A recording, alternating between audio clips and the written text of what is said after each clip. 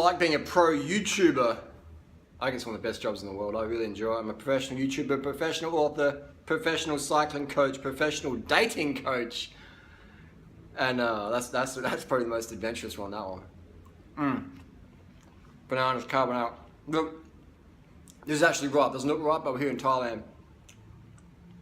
Getting it done. The Dr. Greg cut, do you like? I've got to shave it back. It's growing too quick. But I've got more Gregor videos coming up. Bit of pranking, bit of trolling, bit of fun.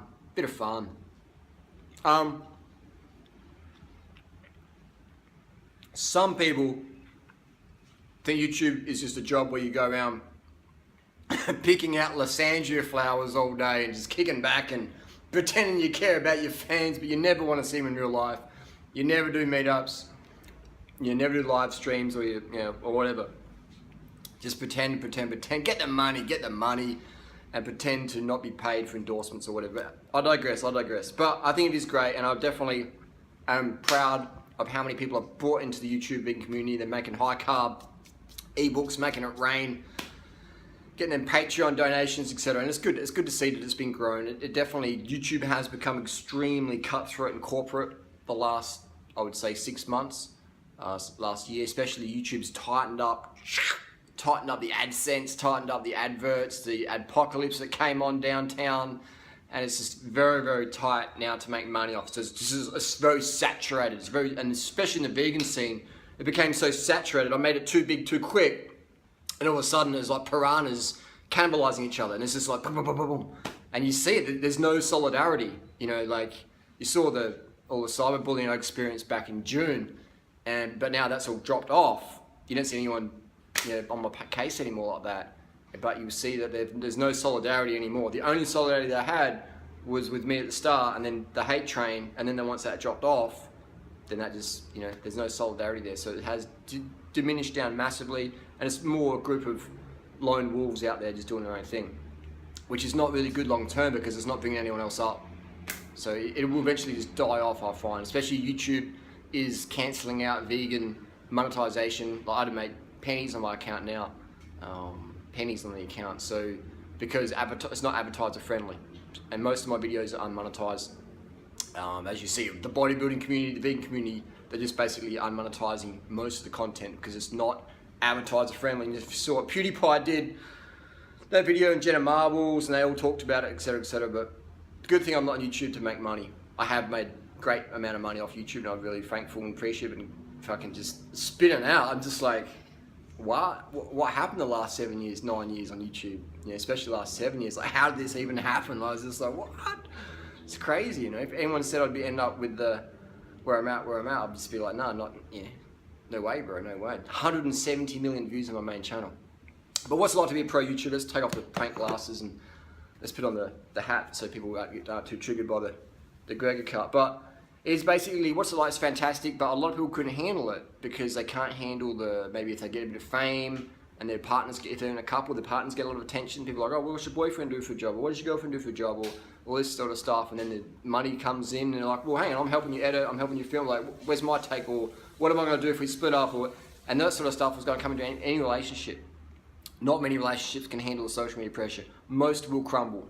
In my experience, most will crumble because it grows too fast. An audience can grow too fast in a lot of cases, so a lot of people might not be able to handle that, or the competition, or someone using someone else's content under fair usage laws, and they crack a shit, and they get all like, it's just, it's another industry. It's just like any job. It has its pros and cons. It has a lot of freedom, but I used to get a lot of haters, and imagine if I went to find out where my haters work, their day job, this is my day job, and if they turn up to my work harassing me, imagine if I turn up to their work, start harassing them. They'd make a video, oh my God, I can't believe it, Dunai came to my work and he was like harassing me. And it's like, that's what you've been doing to me for years, bro, or months or whatever. Can you imagine that?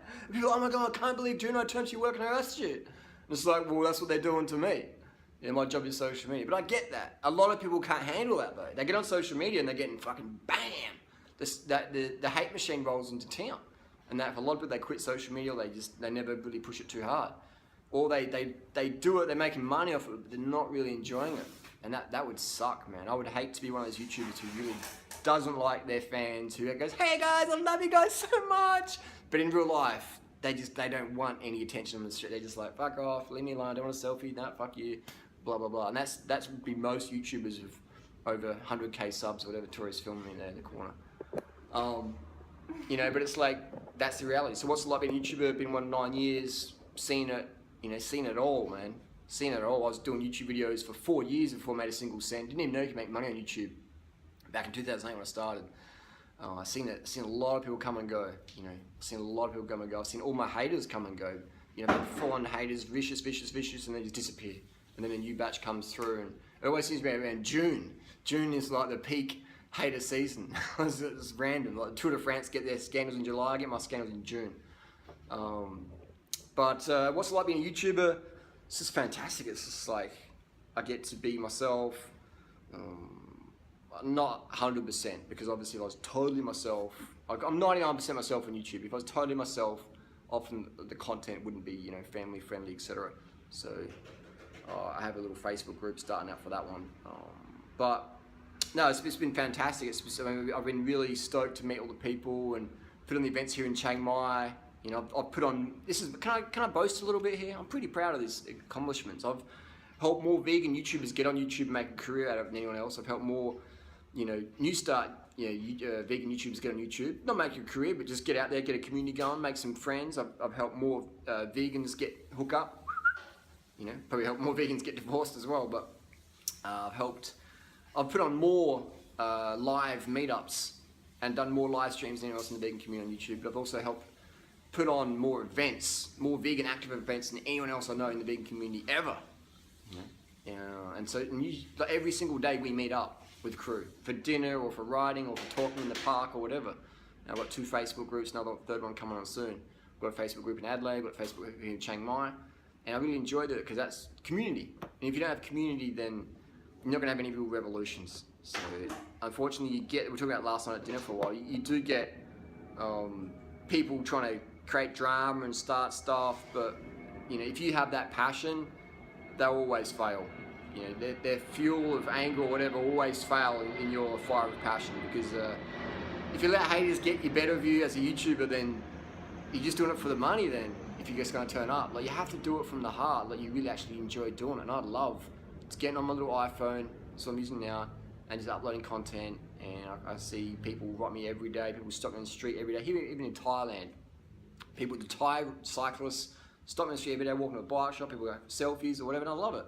So I wear all the same clothing all the time, people recognise, people know where I live, know where I train every day, people on Strava can see exactly where I go every single day, blah, blah, blah, blah, blah, where I eat every night.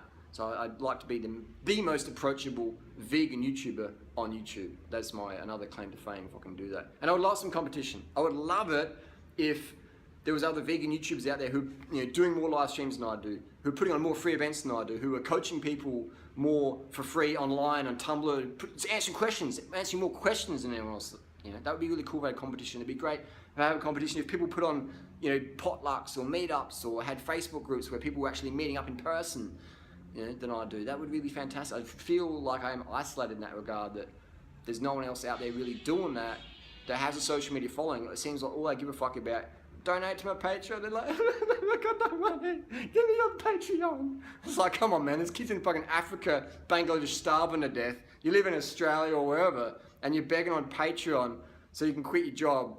And anyway, that's just, you know what I mean? Like, meanwhile in Africa, I find it just, I don't know how people do it, but some junkies are doing something for $1.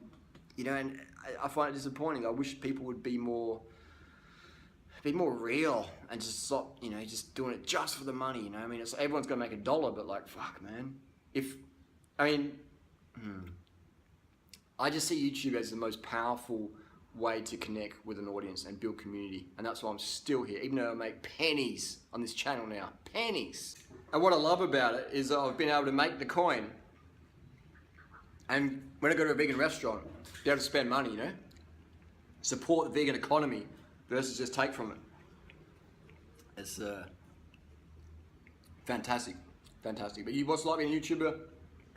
Best job in the world if you love it, worst job in the world if you hate it. If you can't handle criticism or haters or whatever, the more subscribers you get, the more monthly views you'll get, the more haters you'll get, because people won't like what you got to say, whatever. And if you're not polarizing your audience, then it's been a cookie cutter.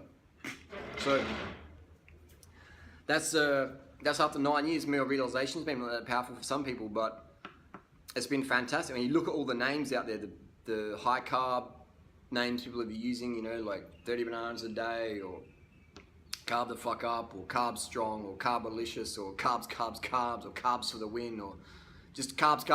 You know, it's carbs. And that's been probably, if I die today, that's the legacy I've left on YouTube, is eat a motherfucking high carb vegan diet. You know, hate me or love me, people understand the importance of a motherfucking high carb vegan diet. Carb strong, carbolicious, carb the fuck up, whatever you want to call it. Carb the fuck up and keep on crunching. Thanks for all the support, gang. And we've got more videos coming. Let me know in the comment section if you've got any video requests. I'm always up for new ideas. Fuck the status quo. Fuck worshipping the god of public opinion. Hard sense makes sense.